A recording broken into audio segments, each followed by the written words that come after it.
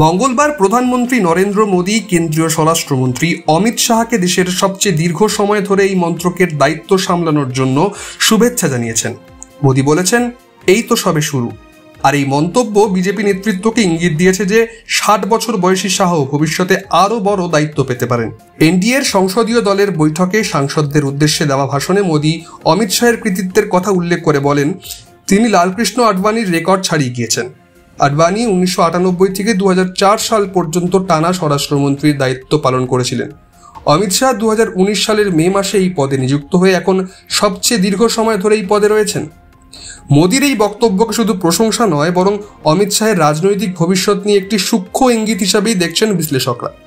বিজেপির অভ্যন্তরে আলোচনা চলছে যে এবার শাহকে হয়তো আরও উচ্চ স্তরের দায়িত্ব দেওয়া হতে পারে, এমনকি পরবর্তী প্রধানমন্ত্রীর পদপ্রার্থী হিসাবে বিবেচনা করা হতে পারে।